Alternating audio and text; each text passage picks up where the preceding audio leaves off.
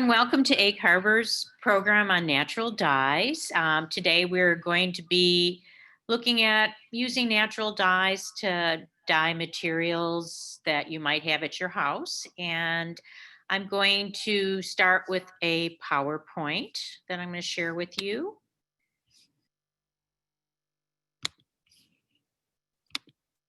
All right. And so I'll talk a little bit about why I'm into natural dyes and get started. I took a class about, I just want to make sure everyone's hearing me okay. If you're not, thumbs down. Everyone's hearing me okay? You're not getting any reverb? No. No, okay. So I took a class probably a year and a half ago on natural dyes, and I liked it so much. We did a class last year, just about at this time here at the Crest. And so we decided, oh, it was probably our best class ever. And we hated to not be able to do it again. So we're doing it virtually. And so today,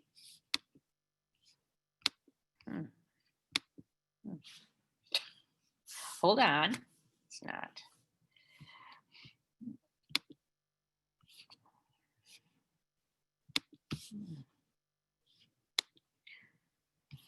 Oh boy. All right. Are you seeing my screen, everyone? Jess, yeah, okay, all right. Yeah. Okay.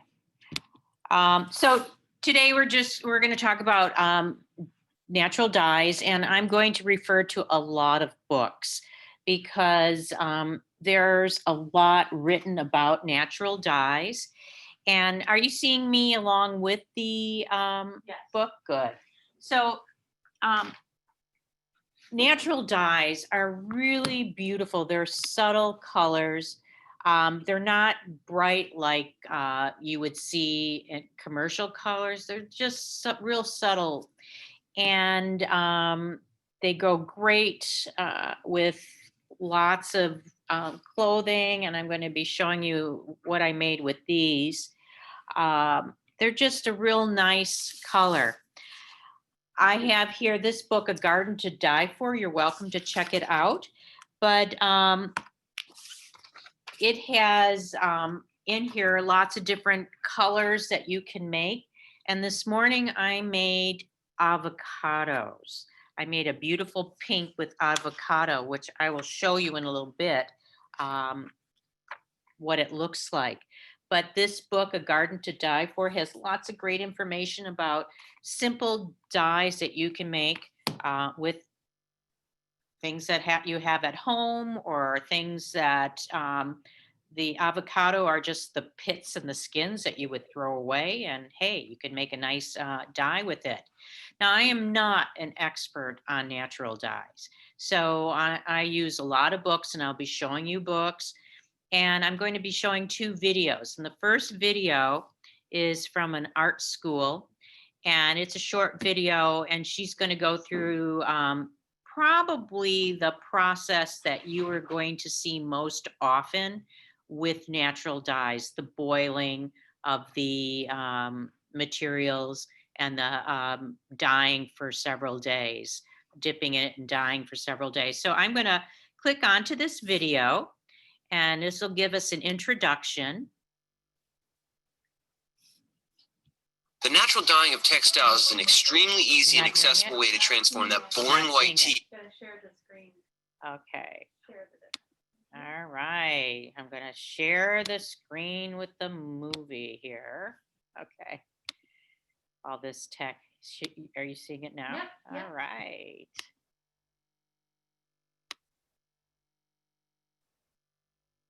Oh no, the wrong one. Hello everyone. Not Welcome her. to my channel. I'm Jennifer. She's later. The natural dyeing of textiles is an extremely easy and accessible way to transform that boring white tea into a landscape of vibrant natural. Oops. There are tons of household items you can use in the process. We recently visited the Brooklyn Textile Art Center to get a demo on how to do it, and we'll also explain some of the basic chemistry that's going on with the process along the way.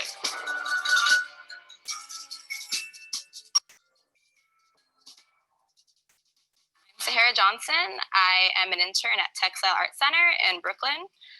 Right now, we're doing a demonstration on natural dyeing. The process of this is taking natural things from the earth, like fruits and vegetables, different roots, et cetera, and taking the color from them and translating them into a fiber. So right here, I have silk that is being wetted. When you are doing natural dyeing, you never want to directly put in a dry fiber into the dye bath. It doesn't translate the color as well. So right here, I'm wetting it. So right here is red cabbage. It's one of my favorite things to dye with. It's really pH sensitive, so it changes color really readily. And right here is cochineal, which is actually not a plant. It's a little bug found on cacti. Yeah, and it's one of the most ancient forms of red. It's really, really vibrant. You'll see in a bit. So. With these two natural dyes, red cabbage and cochineal, there's one very big difference in how they work. Cabbage is what is called the substantive dye. It contains a pigment called an anthocyanin, which is water soluble. This means that the pigment molecule can directly bond to a natural fiber on its own. Cochineal, on the other hand, is known as an adjective dye. Adjective dyes require something to stop the dye from washing out of a fiber. Cochineal is an anthroconone dye, which is a red dye that requires a bonding material called a mordant. The mordanting process is when fibers are treated with a metal salt solution such as aluminum, chromium, copper, iron, or tin salts, creating a lasting bond between the dye and the fiber. The mordant basically allows the dye molecules to lock tightly with the fibers. Sahara, in this case, has used a substance called alum for her mordant in the cochineal dye. This is a substance that's more commonly used in the kitchen for pickling. Say I wanted to get a lavender color rather than like a deep, like royal purple. I wouldn't necessarily leave this in for very long. Just put the whole thing in. And then I'll do the cochineal in this one. Just learned, red cabbage is an anthocyanin dye. What's interesting about the color of anthocyanin pigment is that its pH directly affects the range of its color. By introducing an acid to this pigment, anthocyanins will turn red. By introducing a base, it will turn more of a bluish-green color. At home, you can add lemon juice to the dye as an acid, or for a base, you can use baking soda. Keep this in mind while dyeing with red cabbage. You actually have a lot of colorful options. Right now, I am taking out my dye matter. I'm pretty satisfied with the color that has been extracted, so just taking this out to stop that process from happening. So now I've strained out the cabbage from the dye bath. There will be no more extraction happening, and now I'm going to add my fiber.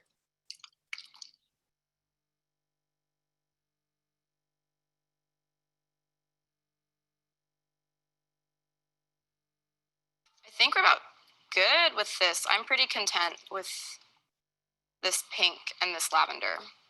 So I'm going to take it out of the dye bath and I'm going to rinse it with water and pH neutral soap. It's very important to remember that when rinsing your fiber of excess dye, you have to use pH neutral soap. Such soaps are very common and can be found at virtually every grocery store. Pro tip, most pH neutral soaps are completely clear. If your soap is not neutral, you will in fact alter the color of your fiber. Here is my lovely lavender silk.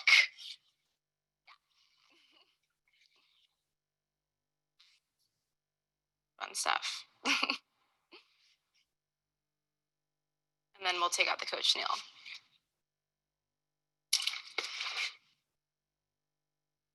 And yeah. It's very spotted, but I like it. I think it's really beautiful. Now that you know the basics of natural dyes, you can try it out at home with tons of different natural products. One last thing to remember about these dyes is that they do change color over time and can slowly fade or go through slight variations in color. If you aren't happy with the color, you can always just go back in and dye it again. Also, you can try mixing dyes to produce a huge range of different colors. So this is a really, really easy process to do and that I encourage you all to try at home. A lot of household items like we did the turmeric and the red cabbage can be found at your local grocery store, anywhere. So yeah, everything is really accessible and definitely get to it.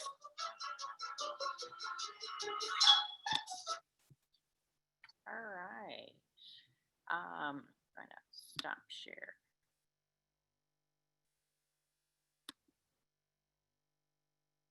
Yeah. Okay.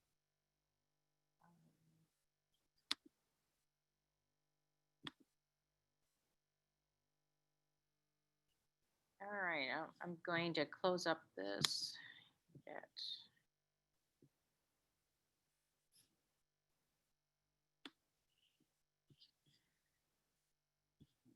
Sorry, I've lost my keynote there. Still lost it. Oh, geez.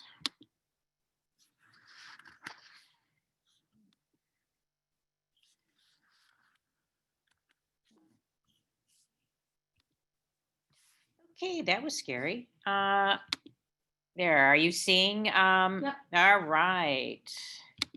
Okay, best practices. When she talked about a couple of things that are really important, and I'm going to, oops, go back here. First, move us out of the way here. There. All right, best practices.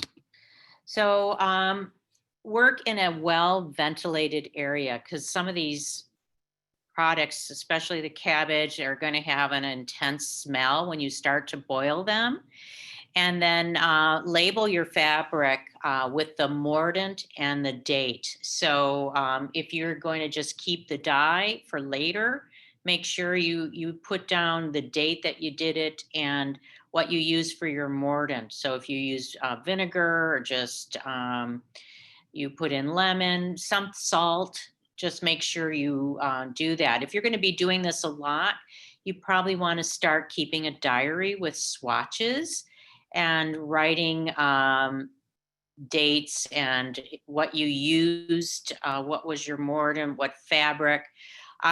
I would not use anything that wasn't natural. Use cotton, use polyester. Don't use polyester. Use silk. And here at the library, we have silk to give you to try this, and I'll talk a little bit more about that later. Always rinse your fabric, and always remember you can do, if it's ugly, you can do a do-over. I'm going to show you a do-over. This is a do-over. What do you think? Pretty nice for a do-over. Can you see that, Jess? Mm-hmm. So this was a yellow and had green splotches, and it just wasn't for me. And so I did a do-over, dyed it again, and it's perfect now. So I have this book here, Natural Botanic Dyeing. You're welcome to check this book out. And what's nice in here is it will go through and talk about the different mordants that you can use.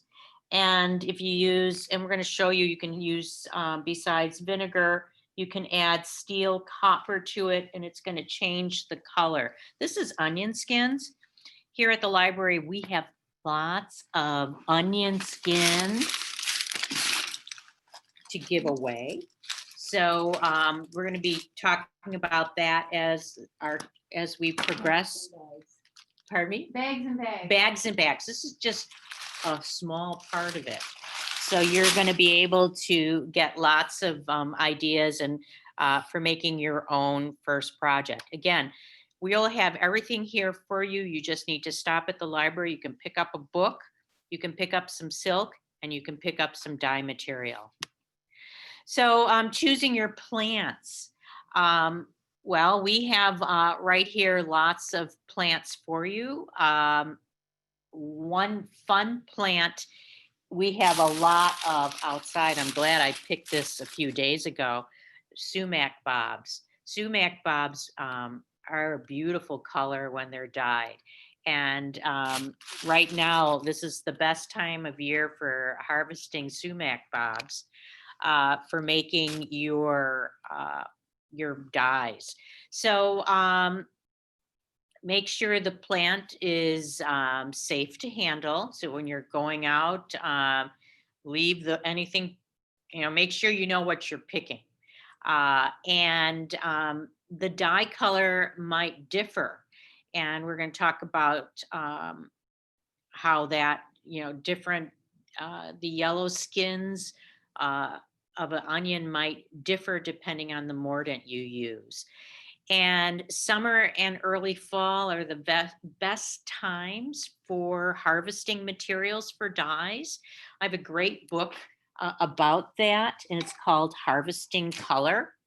And in this book, it talks about going out in the different seasons and telling you what colors you can find. So it's talking about fall. I'm just going to show you really quickly. Here they have the sumac. They talk about making sure you pick that. Walnuts, black walnuts right now it is a great one. And this book is great for showing you seasonal colors that you can pick. You can also use frozen fruits. I have a lot of cherries in my freezer. I think some of you probably have a lot of cherries too, and they would be a very vibrant color. Teas are really good too. Even coffee you can use. In our books that we have, we'll be showing you that. So let me just show you really quick. This morning, I boiled up some avocados, and if you can see that, you can't.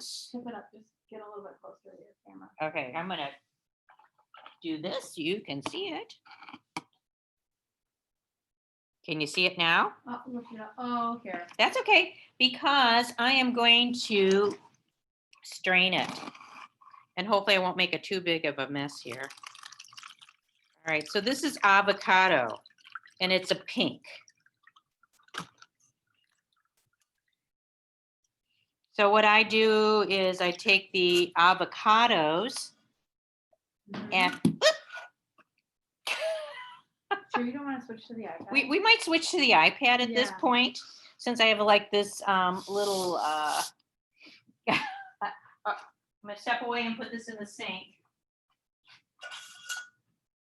And she's gonna switch over for a second. So, but I want to show you, this is made with the avocado. I think I'm okay now. You're okay? Yeah, Okay. this was made with the avocado, and this one's finished. You see, it's kind of a dull pink.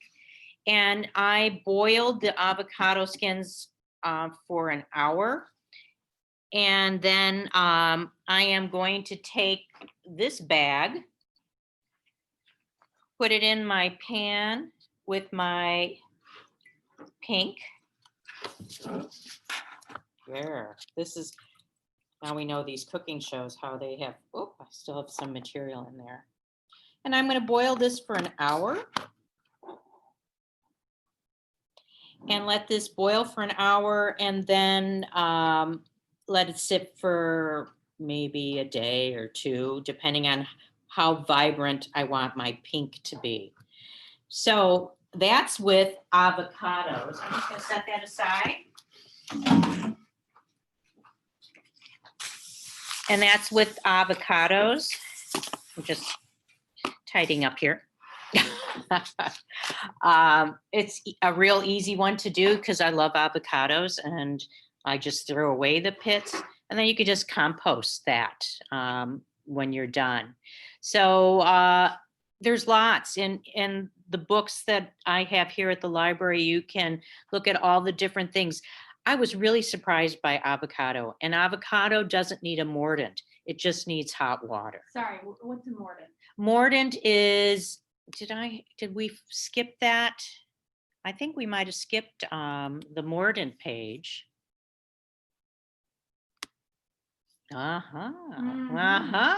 Good going, Jess. So a mordant is something that helps the fabric get connected to the color, the dyes get connected to the fabric. It's called the bite. So it could be vinegar is what we're using today, but it could be salt, alum that you saw in our video. All of these are at the grocery store. It could be salt, like berries work best with salt. And the only thing today for the avocados, we just use plain water. Tea leaves and red wine vinegar can also help. And they can help fix the dye, but they dull the color. So you can experiment. It's like chemistry all over again. So you can experiment with that. So sorry about it, that. Good call, Jess. So what do you need for this new hobby that you're going to have? Well, you need some fabric. And in that last book that I used, this one, it has all different kinds of great projects. No, it wasn't that one. But, oh, here, it's this one. This one, it goes through and, oh no, this one is a good one. I'm sorry, I'm jumping through because I'm so excited about my books. But these books will tell you just different products to use, like just cotton cloth, silk cloth. But I thought this was great. What's it called? This one is called Fabric Dyeing. They just took a lampshade, a plain old white lampshade, and dipped the top of it into a dye bath, which I thought was good. So you have to, if it was polyester, that must have been a cotton mix or something, or linen. But you can use lots of different things. So what do you need besides silk, cotton, something to dye? You need some, if you're going to do hot baths, you need a pan you're going to use just for that, because you'll probably ruin it. Some plant material and a mordant. So those are the only things that that you need for your project. Okay, making the dye. So gather your materials. We did that for you. Again, we've got some Sumac Bobs. We've been saving onion skins. So I have red onion skins and yellow onion skins, lots of yellow. So you need that. And if you're going to do a hot one in a pot, you need to fill your pot with the materials and enough water. Cover it let it simmer for an hour. Turn the heat off, and then get the plant material out. Strain the dye with a strainer, and then add your material with the dye and let it sit. Now you can store it in a plastic bag, and we're gonna show you one in a little bit how to do it. For the avocado pit, since it's just like 24 hours, I just left it in the pan with the top on the stove, turned off, and then I took it out, rinsed it, and it's ready to go. So Wild Color is a great book that I have here. And in our Wild Color book, it just shows, here's the yellow onion skins. And with yellow onion skins, you can change the color of yellow onions by what mordant you use, or if you wrap it with a steel, or if you wrap it with copper. And we're going to talk about that a little bit later too. So Wild Color is a nice book that you can also check out at the library. I've got enough for everyone. So make sure you pick up a book when you get here. So before Jess and I make our scarves, would you like to make a scarf, Jess? Sure. Before we make our scarves, I'm going to show you one last video. So I'm going to stop sharing. And I'm going to open that up first. Okay. Stop it. Hello. All right. Hold on for a second. All right.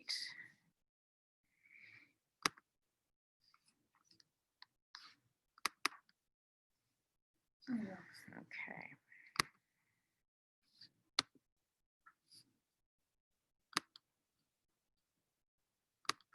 There she goes.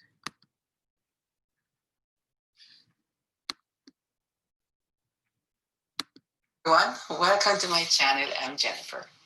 In this project, I'm using plants, botanicals, to dye cotton fabric, 100% cotton. Everything is going to be natural. I'm using roses, turmeric, red cabbage, spinach, onion skins, and lots more. And my background is in fashion design, so I'm used to working with textile, different texture, different patterns and colors and color fastness. So for color fastness in this project, I make 2 batches. One, I use vinegar as a fixative, and the other one, I use alum. This should not be confused with the man-made aluminum. This is not synthetic. What I'm using is natural. It's a mineral. So do not confuse those. Alum can be found in baked goods, in some deodorant, some toothpaste, in some water. So it's quite safe. I had one huge surprise and one big disappointment, but I enjoyed this project. I had so much fun. I hope you have fun watching it too. Don't forget to like, comment, and share on my videos, and subscribe to my channel, please. Thank you. I'm using 2 yards of 100% cotton muslin. The total weight is 8 ounces. I cut the fabric into 8 pieces. I hand rinse the fabric and squeezed the excess water out. Make 8 small bundles of 100% white Mercer cotton yarn. Tie them loosely.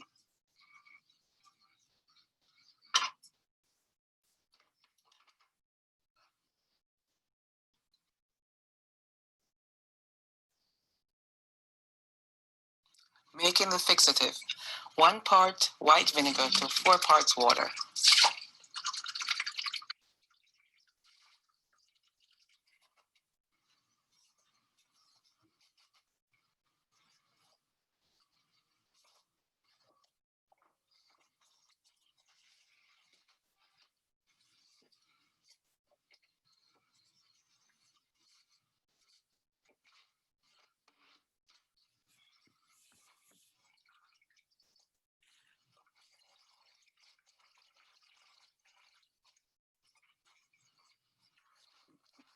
Bring it to a boil and simmer for 1 hour. Let the fabric sit in the liquid for 2 to 4 hours.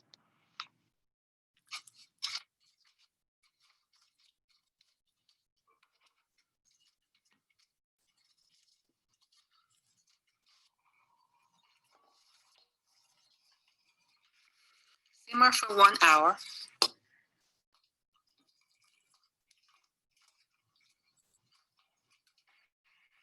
Strain the liquid. Put the liquid back in the pot with the fabric and simmer for another hour. Place the fabric and the liquid in a smaller container, maybe like a jar, and let sit overnight.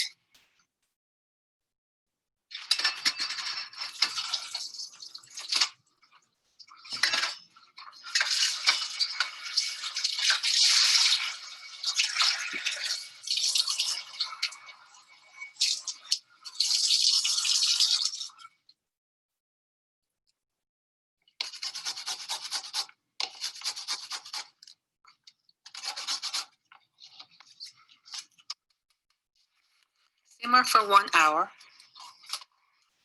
Strain the liquid.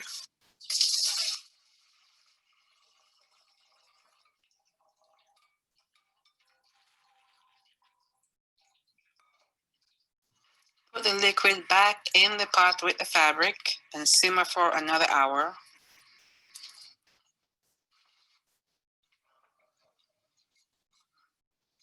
Then remove from heat. Place the fabric and the liquid in a smaller container, maybe like a jar, and let sit overnight.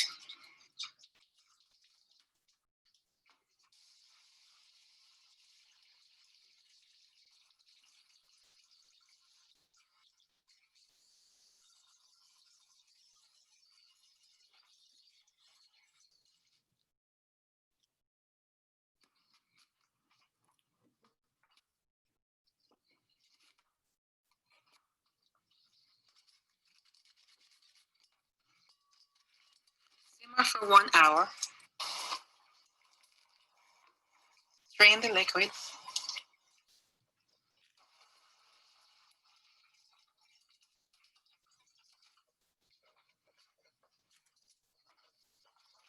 Put the liquid back in the pot with the fabric and simmer for another hour.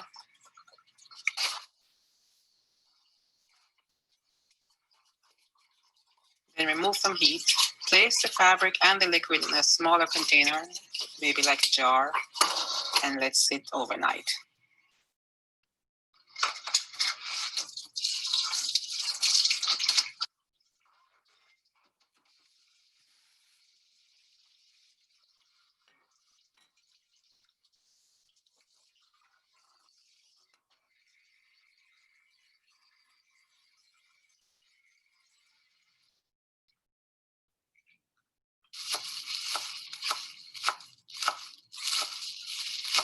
For all the colors, you will simmer for 1 hour, strain, put the liquid and the fabric back in the pot, simmer for another hour, put in a smaller container, and leave to stand overnight.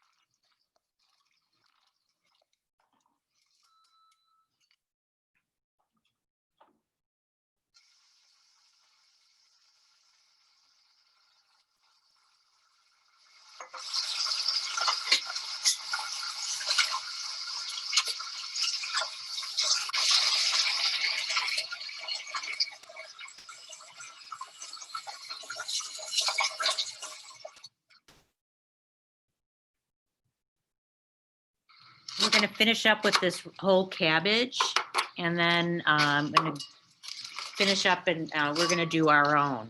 But I think you have the idea. She's done it enough times. Are you hearing me? Mhm. Yeah. Her process is a good process.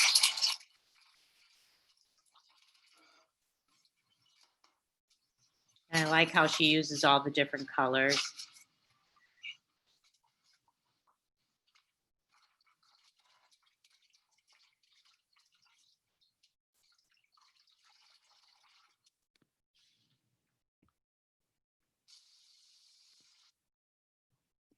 I'm going to get to the end so you can see all of her finished ones. All right. So she switches off vinegar and alum. So you can see the two different, how the colors change using vinegar versus alum.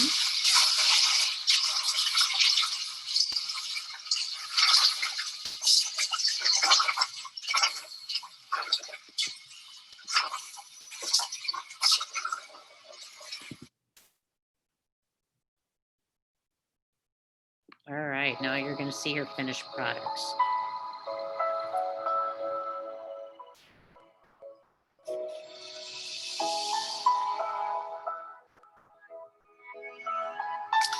So my biggest disappointment was the spinach. I could not get green. I used so much of the spinach and I could not get a green. I think I'll try grass next time for green. My biggest surprise was the onion skin. Oh my goodness, I could not believe the color. It was just as a salmony, peachy color that was soft and just beautiful. So, thanks for watching.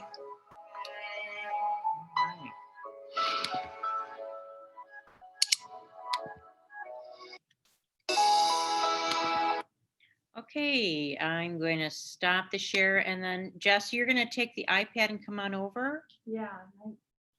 All right. Your screen frozen? Mine is. No. Okay. All right. So, oh, you're gonna use my Mac? Okay. All right. Sumac Bobs, and all I did was just break it up. And this is a piece of silk, and we have smaller pieces for you to use. You can get a couple from the library. They have lots of silk that you can get. So I just took and broke up the Sumac Bobs, and then I'm going to take red onion, and I'm going to put that. You don't want to do any more than 2 cloves. So this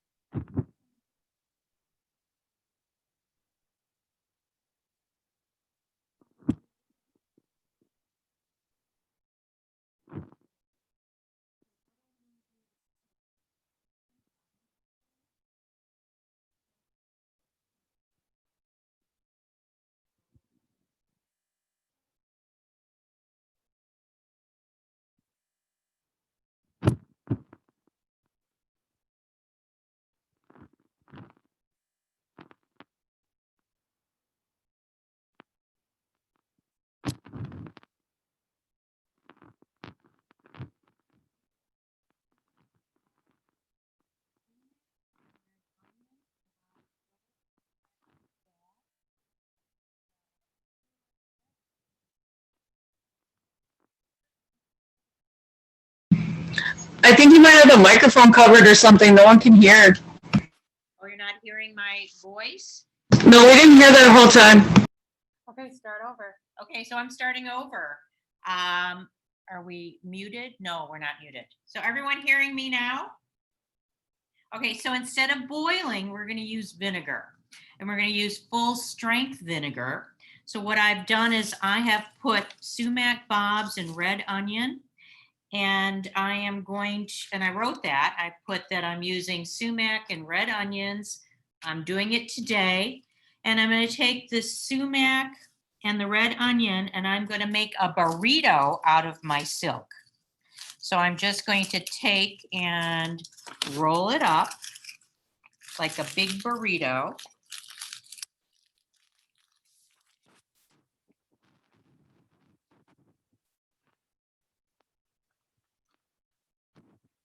And my mordant is going to be vinegar and steel. If we're going to use steel wire, and we're going to wrap this together, and we're going to stick it in vinegar. Want to make sure everything is tucked in, but because we want to get this done. I'm kind of quickly doing it.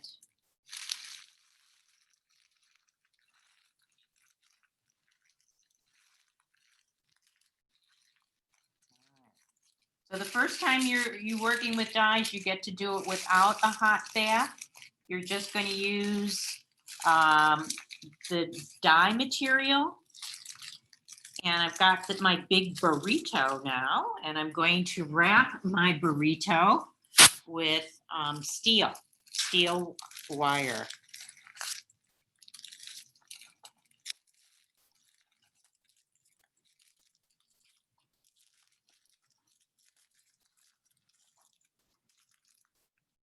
And I have copper wire too, steel or copper. Now it's very important, we're going to add the vinegar, and we're going to just do straight vinegar, not a vinegar water, because we're not boiling. We're going to put our, Check and make sure everybody can hear you. everyone hearing me still? Yes. Yes, they look like, okay. All right, so that's what it looks like.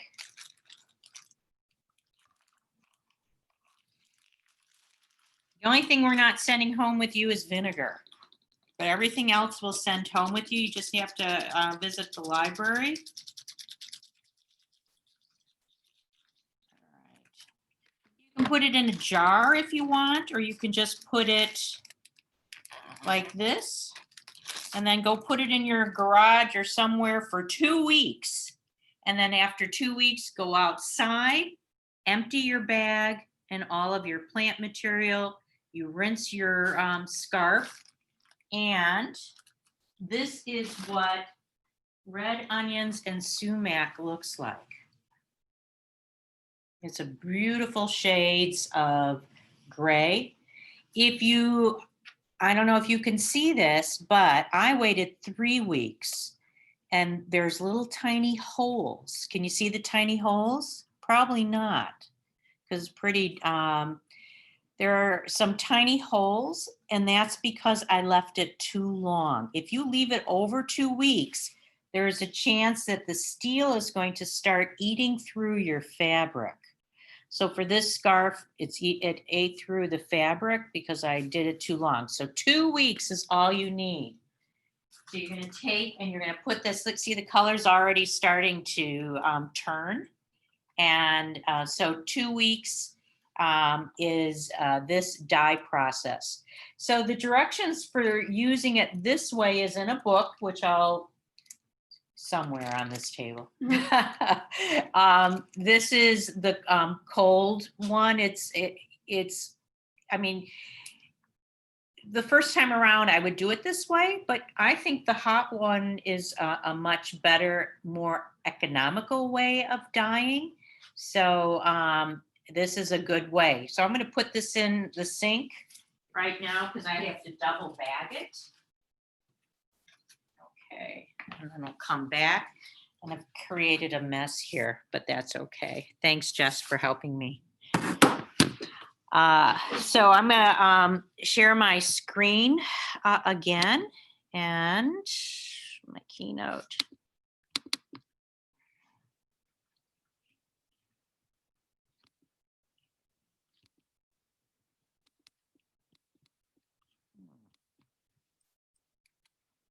Keynote is missing.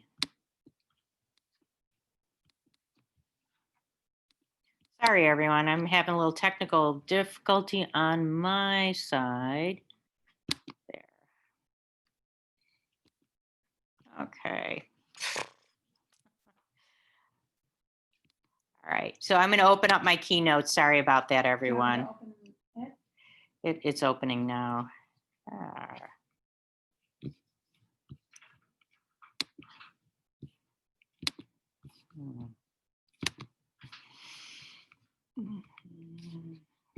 Just use this one. Maybe not. Did we open it? I got it. All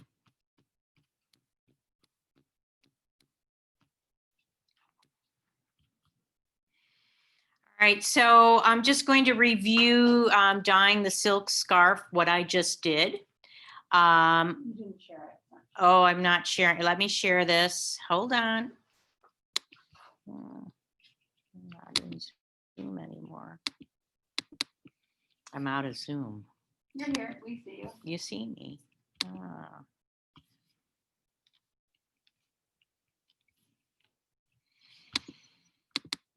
Jess, I might have to walk over to your computer because mine has, my Zoom is frozen. And Yeah. oh, here it came back. No, that's me. It's you. Mm-hmm. Oh, good. Hey, thanks. All right. I'm going to go to the next. You want me to go to the next slide? Next slide, yeah. Thanks, Jess. Okay, so what I just did is just a quick dye without doing a hot water bath. I used steel wire, which will react to the vinegar. You could use copper or brass. I used 2 different materials. I used sumac and red onion. I used a plastic bag, and or you can use just a jar. I'm going to leave it in for no more than 14 days. I'm going to unwrap it outside and kind of shake it out, and then just give it a rinse, and you will have a beautiful scarf. Now, there are 2 websites you might want to use. One is Pioneer Thinking, which goes through, if you want to click on that, Jess, it's going to go through all of the different materials and what colors that are, Can you see it? Is it no, not? I'm not seeing it yet. Can you see it? No, There we go. there it is. So if you want to scroll down, Jess. So this is a great website for looking at materials and getting your dye bath ready. I saw lots of berries outside. They would be fun to pick and use. Again, it goes through, go down to the bottom of the page. So here it's shades of orange. If you're looking for orange, here are all different things you can use for orange. I saw at the dollar store, they had t-shirts for $1. They would be fun to make different kind of natural colors. So here are all the different shades. I thought this was a good website for finding different colors. There's the onion skins and then the mordant. So depending on what mordant, turmeric is also a fun one to do. So if we'll go back to the other page, our keynote.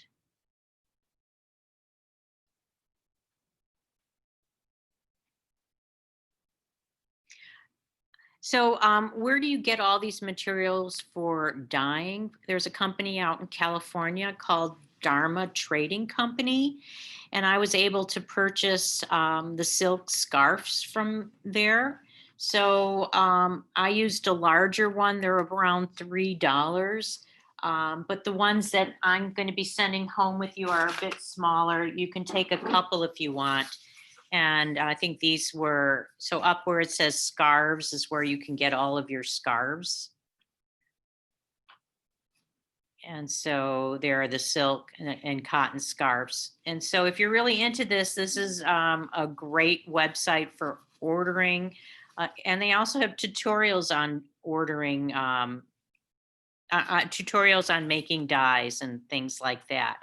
So this is a great website to go to. So if we can go back to the keynote, Jess. Yep. All right, next page. All right, so if I hope you enjoyed this. This is something I enjoy doing. It's pretty, you can use lots of different materials. If you have that are on hand, you need vinegar or just water, as with the avocado, the pits and skins. So come to the library here in Egg Harbor and we'll give you all the materials you need to take home and do your first dye project. The first dye project will be not a hot bath one. It'll be just a cold bath of vinegar with some plant materials and your silk. Any questions out there? We have 2 chats there. I think this one we didn't have audio. Okay. I'll check Facebook. Yeah. Any questions? You want to unmute the group? They can unmute them. Okay, you can unmute yourselves if you want to ask any We questions. have a question. Can we do string instead of steel or copper? Sure. You got to repeat it because I don't have my audio on. The question was, can you use string? Yes, you can use string. And how do you mix the mordant alum? You just, it's a powder, you add it to the water. I don't use it, I use vinegar, but you just add it to the water. That one video, she just added scoops. She has the measurements. The books here that I have in the library all have the different measurements, how much you need with water, how much vinegar you need with water, how much alum you need with water. And again, you can just experiment without any mordant, especially with red cabbage and beets. Oh my gosh, beets are fantastic. So yeah, anything that's gone bad, you can use in a dye bath. All right, we have 8 chats. Are they all from No Can we Sound? borrow books if we are not Door County residents? Oh, sure, we can get you a library card. Yes, that's no problem. No problem. And all your libraries have these same books. We can do a book list for you and have it out there for you too, of the ones that I've selected. Somebody says that they used allium and it's very easy to do. Okay. Oh, someone else has done it. Someone has used alum and they said it's very easy to do. Anyone have tips for us that they want to share? Again, I'm not an expert. I've just taken a couple of classes and I've done classes. I'm just sharing something that I enjoy doing. And it's easy to do with all the materials outside. I wish we had an in-person workshop because we had a really good time last year when we made our scarves. Any more? We have, nope. Okay, well, thanks everyone for joining us today for our session on natural dyes, and come visit us at the library and pick up your materials. We have lots of onion skins. I don't know if you can see all the bags of onion skins, lots of silk, all the materials you need, and of course, lots of books for this project. Thanks again. It's Janine from Egg Harbor Library with Jess Franke, our building manager, and hope to see you soon. Bye-bye. Thank you. Yeah. Thank you. Hi, my